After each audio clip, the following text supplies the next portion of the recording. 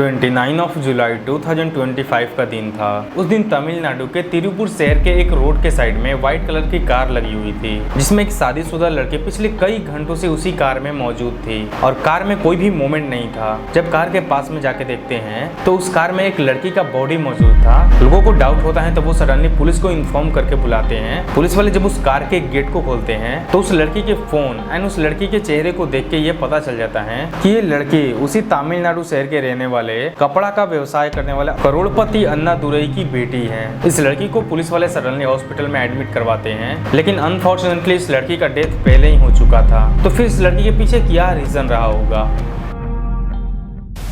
பொண்ணு இறந்து போஸ்ட்மார்ட்டம் பண்ண வர இன்னைக்கு போற வீடியோவை நீங்களே பாருங்க.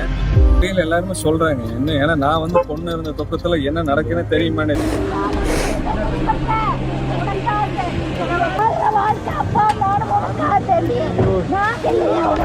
பையன் மாப்பிள்ளை பையன் வந்து யாரெல்லாம் பேசியிருக்கேனுங்கிற ரெக்கார்ட்ஸ் எல்லாம் கம்பல்சரி எங்களுக்கு வேணும், எவிடன்ஸ் வேணும். तमिलनाडु शहर के ही रहने वाले अन्नादुरई, जो उस शहर के जाने माने काफी बड़े बिजनेसमैन थे और ये कपड़ा का व्यवसाय करते थे। इनकी कई सारी कपड़ों की बड़ी बड़ी शॉप्स थी और इनका इनकम करोड़ों में होता था। पैसों का इनके पास कोई प्रॉब्लम नहीं था, इनके पास पैसा बहुत था और शायद यही रीजन था कि ये अपनी बेटी रिधन्या को बहुत ही लाड प्यार से बचपन से पाले थे। लेकिन अब धीरे धीरे समय बीतता जाता है। इनकी बेटी रिधन्या अब बड़ी हो चुकी थी।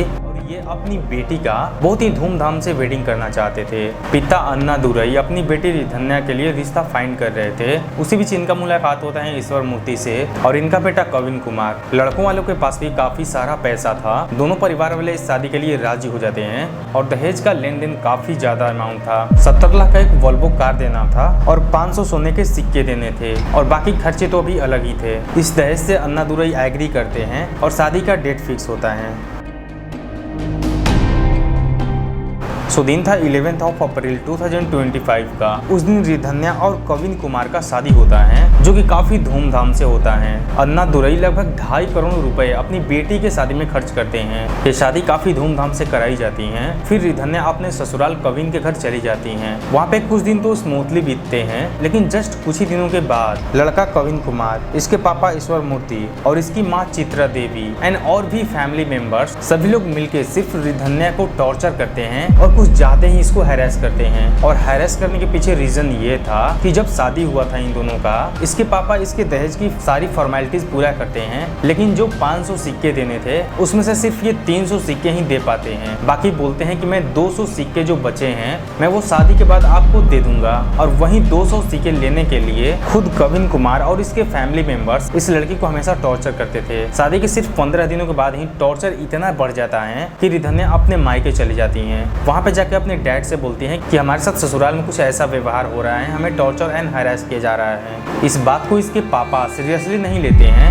वो बोलते हैं कि ये सब नॉर्मल है, तुम एडजस्ट कर लो, बाकी धीरे धीरे बाद में सब सही हो जाएगा। लेकिन रिधन्या अपने डैड से रिक्वेस्ट करती रहती हैं और लास्ट टाइम ये रिक्वेस्ट करती हैं कि आप हमारे ससुराल वालों से बात कर लो। इसके ससुराल वालों से बात करके मामला को शांत करते हैं, लेकिन इस बार टॉर्चर का प्रोसेस और भी ज्यादा मात्रा में हो जाता है। इस लड़की को टॉर्चर एंड हरास के अलावा इसको मारते भी थे।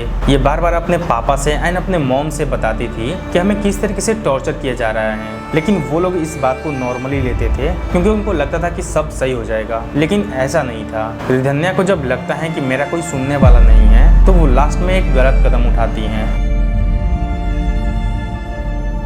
29 जुलाई 2025 का दिन था। उस दिन रिधन्या अपने ससुराल वालों से ये बोलती हैं कि मैं तिरुपुर के मोंडी पलायम मंदिर जा रही हूँ, वहाँ पे मुझे पूजा पाठ करने के लिए जाना है।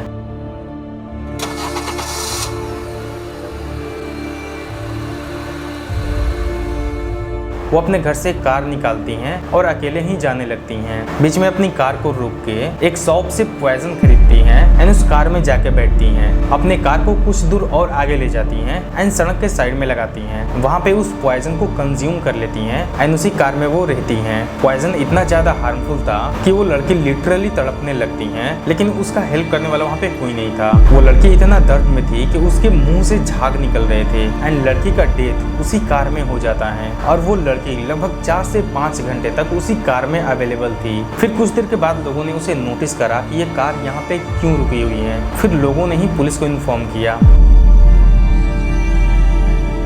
ये लड़की जब पॉइजन खरीद के लाती हैं, पॉइजन को कंज्यूम करने से पहले अपने पापा के व्हाट्सएप चैट पे कुछ रिकॉर्डिंग्स भेजती हैं, जिसमें वो ये बताती हैं कि किस तरीके से हमारे ससुराल वाले हमें टॉर्चर कर रहे हैं, हैरेस कर रहे हैं, हमें मार पीट रहे हैं। ये सब पूरे डिटेल में बताते हुए 7-8 रिकॉर्डिंग सेंड करती हैं अपने पापा के पास में। போலீஸோ வேற யாராச்சும் வந்து ஏதாவது சொன்னா நீங்க யாருக்காக தலைக்குழிய வேண்டாம், இத போட்டு காமிச்சிருங்க. ஏன்னா அவங்க இததான் சாக்குன்னு உங்களை இன்னும் அசிங்கப்படுத்த நினைப்பாங்க. இத யாரு முன்னாடி வேணாலும் போட்டு காமிச்சிருங்க. என்னோட இந்த முடிவுக்கு என்னோட திருமண வாழ்க்கை தான் உண்மையான காரணமே. அவங்களும் அவங்க குடும்பம் தான் காரணமே. போது உடல் ரீதியாவும் டார்ச்சர் அனுபவிச்சுட்டேன், மன ரீதியாவும் டார்ச்சர் அனுபவிச்சுட்டேன். எனக்கு இது வேண்டாம் இந்த லைஃப். एंड वो ये भी बताती हैं कि मैं आप ही लोगों को दुनिया में सबसे ज़्यादा प्यार करती हूँ, लेकिन मॉम डैड हमें माफ़ करना क्योंकि मैं ऐसा गलत कदम उठा रही हूँ। ये सब ऑडियो अपने पापा के व्हाट्सएप पे सेंड करने के बाद ये लड़की इस पॉइजन को कंज्यूम कर लेती हैं एंड उसी कार में उसका डेथ हो जाता है। चेयूर पुलिस ने कविन कुमार और इसके पिता ईश्वर मूर्ति और इसकी माँ चित्रा देवी को दहेज उत्पीड़न और आत्महत्या के लिए उकसाने के आरोप में गिरफ्तार कर लिया है। आगे अभी भी पुलिस के द्वारा रिसर्च जारी है, क्योंकि कुछ लोगों का ये भी कहना है कि इसके ससुराल वालों ने जबरदस्ती इसे जहर पिलाया है। ऐसी बहुत सारी जो मिथ हैं वो सामने निकल के आ रही हैं, तो इसलिए पुलिस अभी भी इस केस पे जांच कर रही है। सो लोगों के बीच में पैसों का लेकर इतना लालच हो गया है कि वो किसी दूसरे इंसान की शरीर का, उसकी जान का वैल्यू नहीं समझ रहे हैं। इस केस में ऐसा बिल्कुल नहीं होना चाहिए था। इसके ससुराल वालों को इतना ज़्यादा टॉर्चर नहीं करना चाहिए था एंड उससे भी इम्पोर्टेंट रिधन्या को ऐसा कदम नहीं उठाना चाहिए था। सो वैसे ये केस यहीं पे ख़त्म होता है। सो इसी तरीके से और भी क्राइम डॉक्यूमेंट्री से रिलेटेड वीडियोस देखने के लिए आप इस चैनल को सब्सक्राइब कर दें एंड इस वीडियो को भी लाइक कर दें। सो मिलते हैं किसी और नेक्स्ट वीडियो में।